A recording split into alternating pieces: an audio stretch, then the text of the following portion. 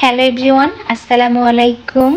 Faris family blog channel থেকে আমি ফারিয়া সবাইকে পবিত্র মাহে রমজানের 20তম রোজার অনেক অনেক শুভেচ্ছা জানিয়ে আজকের ব্লগ ভিডিওটি শুরু করছি। কাছে এবং দূরে যে যেখান থেকে আমার এই ভিডিওটি দেখা শুরু করেছেন, আশা করি সবাই আল্লাহর রহমতে পরিবার পরিজন নিয়ে ভালো আছেন, নিরাপদে আছেন। আলহামদুলিল্লাহ, আমি আমার পরিবার পরিজন নিয়ে ছানাপোনা নিয়ে ভালো আছি। সকালবেলা ঘুম থেকে উঠে আপসি আমার উপর ভীষণ রাগ দেখায়, কেন তাকে সেরিতে ডাকা হয় নাই। ওর কাজিনরা যখন ফোন করে বলে তারা রোজা আছে, তখন কিন্তু আপসি ভীষণ রাগ করে, কেন ওকে ডাকি নাই। তো আপসিকে সান্ত্বনা দিলাম, তুমি তো প্রথম রোজাটা রেখেছিলে, আবার শেষ রোজাটা রেখো, তাহলে কিন্তু তোমার সব রোজা রাখা হয়ে যাবে। আমরা যখন ছোট ছিলাম আমাদের মায়েরা কিন্তু তাই বলতো, প্রথমটা রাখো আর শেষেরটা রাখো, তাহলে তোমার সবগুলা রোজা হয়ে যাবে। বাচ্চাদের সান্ত্বনা দেয়া এই আর কি, তবে সঠিক বয়স হলে তো অবশ্যই রোজা রাখবে। আজকে বেশ বাতাস ছিল, তো বাতাসে জানালার পর্দাগুলো ওরা দেখতে এত বেশি ভালো লাগছিল। আপসিকে অনেক বুঝিয়ে শুনিয়ে সকালে নাস্তা করানোর পরে মাঝখানে অনেকটা সময় পার করেছি।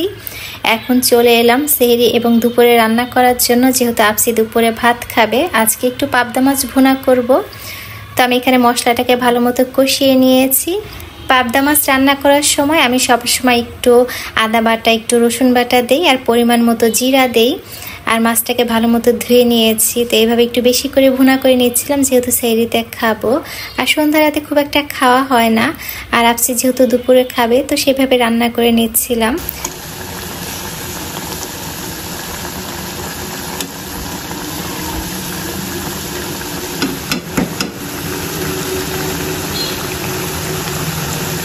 আজকের ইফতারিতে ভাজা পোড়া বেশি বানাবো না, চিরা দিয়ে কলা দিয়ে খাবো। আর সাথে ভাবছিলাম একটা হেলদি ডেজার্ট আইটেম করি, তো পরে ভাবলাম কি করব, তো পুডিং বানাই একটা।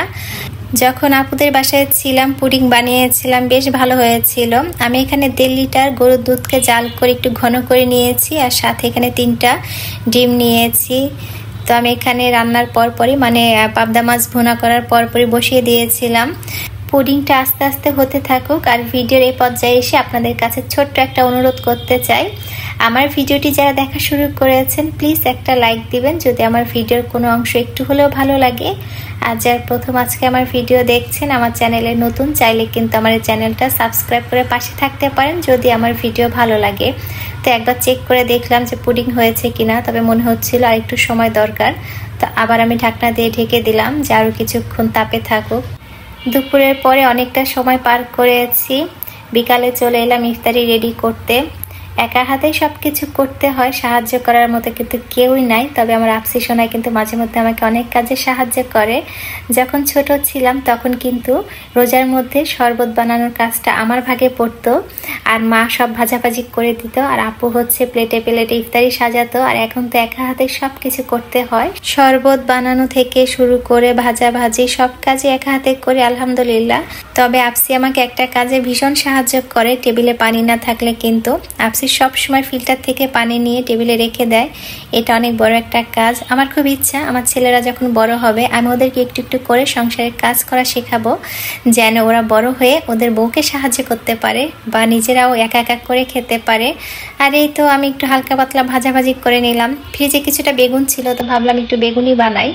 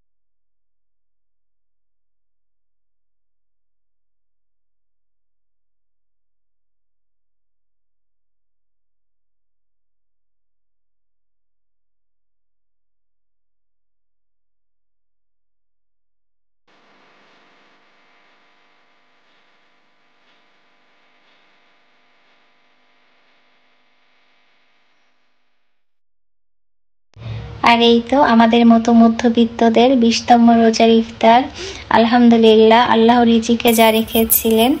কারণ মধ্যবিত্তরা চাইলেই কিন্তু প্রতিদিন বিশেষ কোনো আইটেম বানাতে পারে না। আমার কাছে মনে হয় আমি যেদিন বিশেষ কোনো আইটেম বানাই ওই দিনই আমার কাছে এবং আমার বাচ্চাদের কাছে অনেক বেশি স্পেশাল।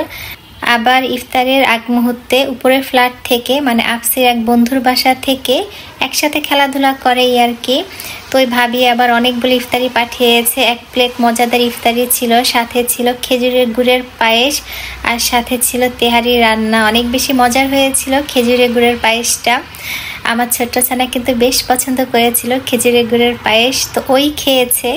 আমি চেষ্টা করি আমার বাচ্চারা যেটা খেতে পছন্দ করে আমরা বড়রা না খেয়েও কিন্তু ওদেরকে খাওয়ানোর চেষ্টা করি। এখন আমার বাচ্চারা এত বেশি শুকিয়ে যাচ্ছে দিন দিন, তো যখন আমাদেরকে কেউ দেখে আমাদেরকে কি বলে জানেন? বাসার সব খাবার কি আপনারাই দুজন খান? বাচ্চারা এত শুকনা কেন? আসলে আমার বাচ্চারা ছোটবেলা থেকে অনেক শুকনা। আফসে যখন অনেক ছোট ছিল শুকনা পাতলাই ছিল, এখন অনেক শুকনা। দেখা যায় খাবার ঠিক মতোই খায় কিন্তু গায়ে লাগে না। আর আমার বাচ্চারা একটু মাংস কম পছন্দ করে, দেখা যায় মাছ পছন্দ করে, আবার সবজি পছন্দ করে, যার জন্য কিন্তু একটু শুকনা পাতলা। শুনেছি আফসির আব্বু যখন ছোট ছিল ওদের মতো শুকনা পাতলাই ছিল। তা আমাদের হচ্ছে বাচ্চারা ছোটবেলা থেকে শুকনা।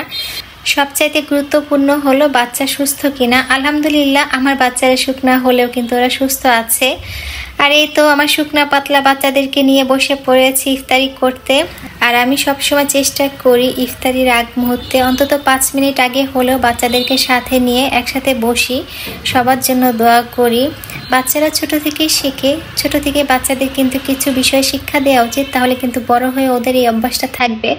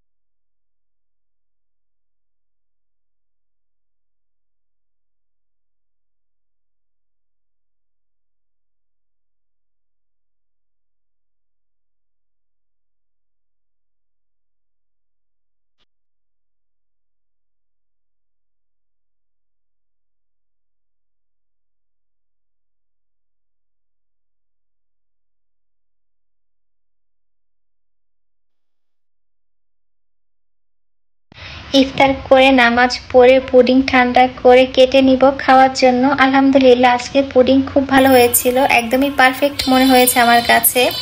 তো ঈদের দিন কিন্তু সেমাই পায়েসের পাশাপাশি ডেজার্ট আইটেম হিসেবে আমরা পুডিংও বানিয়ে নিতে পারি। তো এই হচ্ছে আমার আজকের স্পেশাল পুডিং। তো জানি না কে কে এতক্ষণ অনেক ধৈর্য নিয়ে কষ্ট করে আমার পুরো ভিডিওটি দেখে যাচ্ছেন। এতক্ষণ আমার সাথে থাকার জন্য সবাইকে অনেক ধন্যবাদ জানাচ্ছি। ফারিস ফ্যামিলি ব্লগ চ্যানেল থেকে আমি ফারিয়া সবাইকে পবিত্র মাহে রমজানের অনেক অনেক শুভেচ্ছা জানিয়ে আজকের ব্লগটি শেষ করছি। সবাই অনেক ভালো থাকবেন, পরিবার পরিজন নিয়ে নিরাপদে থাকবেন। আল্লাহ হাফেজ, আসসালামু আলাইকুম।